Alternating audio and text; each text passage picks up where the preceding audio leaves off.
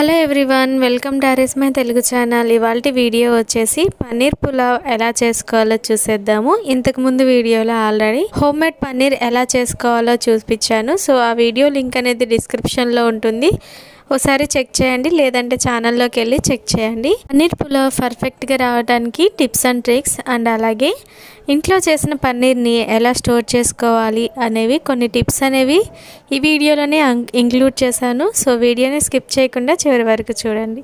అలాగే మన ఛానల్ని కనుక సబ్స్క్రైబ్ చేసుకోకపోతే సబ్స్క్రైబ్ చేసుకోండి, పక్కనే ఉన్న బెల్ బటన్ని యాక్టివేట్ చేసుకోండి. ఇప్పుడైతే ప్రాసెస్లోకి వెళ్ళిపోదాము.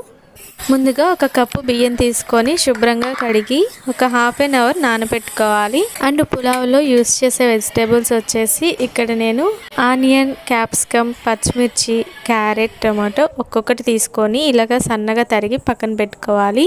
ఇప్పుడు స్టవ్ ఆన్ చేసుకొని బాణలి పెట్టుకొని 2 స్పూన్ల నెయ్యి వేసుకోవాలి. ఇక్కడ చూస్తున్నారు కదా, ఈ పన్నీర్ వచ్చేసి ఇంట్లోనే తయారు చేసిన పన్నీర్ అనమాట. సో ఇంట్లోనే తయారు చేసుకున్న పన్నీర్ని ఇలాగా నార్మల్ ప్లేట్లోనే ఇలాగా ర్యాప్ చేసుకొని పెట్టుకోవాలి. లేదు అంటే ఎయిర్ టైట్ కంటైనర్స్లో లేదా జిప్లాక్ బ్యాగ్స్లో ఎయిర్ మొత్తం తీసేసి ఇలాగా స్టోర్ చేసుకోవాలన్నమాట.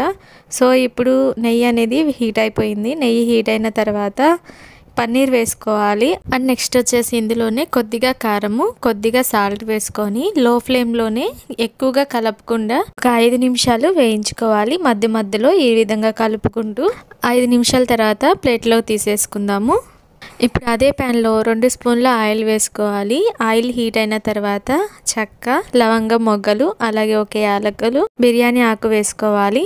అండ్ నెక్స్ట్ వచ్చేసి మనం ముందుగా కట్ చేసుకొని పెట్టుకున్న కూరగాయ ముక్కలు అన్ని వేసుకోవాలి, టమాటాలు తప్ప. సో ఇవి వేగిన తర్వాత టమాటా వేసుకోవాలి. ఈ విధంగా వేగిన తర్వాత టమాటాలు వేసుకొని టమాటాలు మెత్తగా మగ్గేంత వరకు ఉడికించుకోవాలి. టమోటాలు మెత్తగా ఉడికిన తర్వాత ఒక స్పూన్ అల్లం వెల్లుల్లి పేస్ట్ వేసుకొని పచ్చివాసన పోయేంత వరకు వేయించుకోవాలి. అండ్ నెక్స్ట్ వచ్చేసి రుచికి సరిపడినంత ఉప్పు, రుచికి సరిపడినంత కారం వేసుకొని ఒక 2 నిమిషాలు వేయించుకోవాలి. 2 నిమిషాలు వేయించుకున్న తర్వాత హాఫ్ స్పూన్ గరం మసాలా, కొద్దిగా కసూరి మేతి అండ్ అలాగే తరిగి పెట్టుకున్న కొత్తిమీర, పుదీనా వేసుకొని 1 నిమిషం పాటు వేయించుకున్న తర్వాత 1 కప్పు రైస్కి 2 కప్పులు వాటర్ వేసుకొని నీళ్ళని బాగా మరగనివ్వాలి.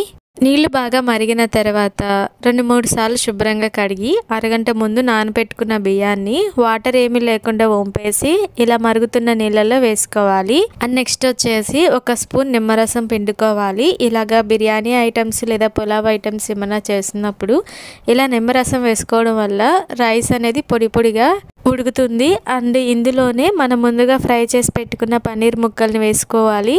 అండ్ అలాగే కొత్తిమీర, పుదీనా కూడా వేసుకొని మూత పెట్టుకొని ఒక 5 నిమిషాలు హై ఫ్లేమ్లో, 2 నిమిషాలు మీడియం ఫ్లేమ్లో ఉడికించుకున్న తర్వాత సిమ్లో పెట్టుకొని వాటర్ మొత్తం ఎగిరిపోయేంత వరకు ఉడికించుకోవాలి.